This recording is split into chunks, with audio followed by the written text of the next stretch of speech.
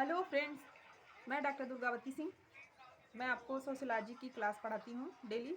लेकिन आज मैं सोच रही हूँ कि आप लोगों को कुछ पॉलिटिक्स से रिलेटेड चीज़ें बताऊँ, क्योंकि आजकल उसी का माहौल चल रहा है चारों तरफ। सपा, भाजपा, बसपा, यूपी में तो इसी का होता है ना, हमेशा चलता रहता है।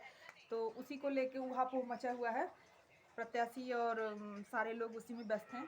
हर जगह कहीं कर्मचारियों की ड्यूटी लग रही है, तो कोई किसी मुद्दे को लेके उछाल रहा है प्रचार प्रसार। जिसका जितनी कैपेसिटी है, सब लोग अपने अपने हिसाब से उसका अपना अपना प्रचार प्रसार करने में लगे हुए हैं। तो आज की स्थिति में स्टूडेंट का भी उधर ध्यान जाना लाजमी है। लेकिन फिर भी अब स्टूडेंट का जीवन तो भाई सीधी सी बात है, उसका एक किसी भी विद्यार्थी का जीवन तपस्वी का जीवन होता है। विद्यार्थी के लिए होता है कि वो अपने आप को, अपने मन को, सबको कंट्रोल करके डिसिप्लिन में रखे। और जितने रूल रेगुलेशन हैं, विद्यार्थी के 5 लक्षण तो आप लोग सुने ही होंगे। विद्यार्थी 5 लक्षण क्या क्या 5 लक्षण होते हैं?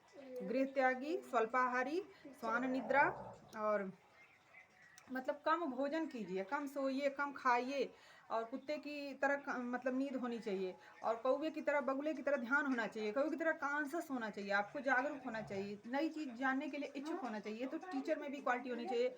और आप कुछ भी करें, माहौल कहीं कुछ भी बनता रहे, लेकिन आपको तो अपना पूरा फोकस करना है, कंसंट्रेट करना है अपने पढ़ाई पे।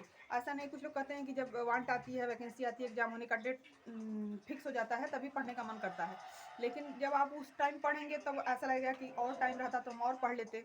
लेकिन ऐसा हो नहीं पाता, टाइम आपको कम मिलती है। तो अभी आपके पास समय है, कोई भी सरकार आए, वैकेंसियाँ पीजीटी टीजीटी आने ही वाली हैं, आएंगी। आज नहीं, 2 महीने, 4 महीने, 6 महीने बाद आएंगी, लेकिन आएंगी।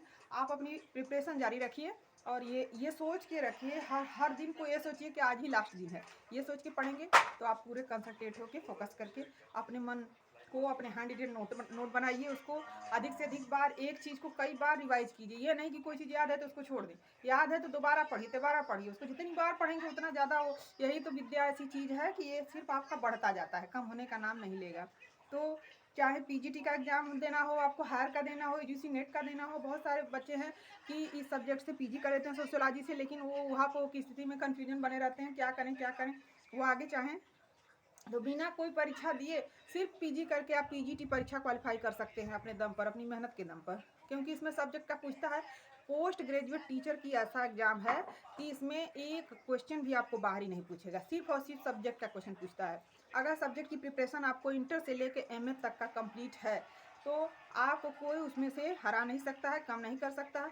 अब हाँ, ये अलग बात है, पहले मेरिट थोड़ा कम जाती थी, कट ऑफ कम जाती थी, लो जाती थी, लेकिन अब ऐसा नहीं है। अब पढ़ने का युग हो गया है, डिजिटलीकरण हो गया है। उसका कारण यही है कि कट ऑफ बहुत हाई चली जा रही है। 125 क्वेश्चन में 118, 116 तक चली जा रही है। उसके बाद इंटरव्यू हो रहा है, तो जिसका सिलेक्शन माना जा रहा है। पहले था तो 100, 110, 5, 12, 16 ऐसे जाते जाते सबका हो जाता था। लेकिन अब चीज़ें धीरे धीरे कॉम्पिटेटिव होती जा रही हैं। इस कंपटीशन के युग में तो हमको आपको और अलर्ट रहना है। और अगर पहले से समय है तो आप अपने समय को पूरा यूटिलाइज कीजिए, और अधिक से अधिक समय अपने नॉलेज को गेन करते रहिए। पढ़िए, योगा कीजिए मन लगाकर, और चीज़ों को रिवाइज करिए, अधिक से अधिक रिवाइज कीजिए। अब वीडियो ही देखना है तो उसको स्किप करके बार बार देखिए। मोबाइल देखने का मन कर रहा है तो वीडियो ही लगा के देखिए, लेकिन मन को अपने संतुलित, शांत, डिसिप्लिन और व्यवस्था को अपने अपने हिसाब से मैनेज कीजिए। टाइम टेबल अपना खुद बनाइए, और पूरे मनोयोग से आप लोग पढ़िए। तो मैं आपको यही कहूँगी कि अपना मत सभी लोग दें, क्योंकि आपका मत कीमती है, और आप साक्षर हैं, साक्षर भारत में रहने वाले अच्छे नागरिक हैं। उसका पूरा उपयोग कीजिए अपनी बुद्धि विवेक का प्रयोग करते हुए। तो बच्चों, आज के लिए इतना ही। पढ़ते रहिए और नॉलेज गेन करते रहिए। इन्हीं शब्दों के साथ थैंक यू वेरी मच।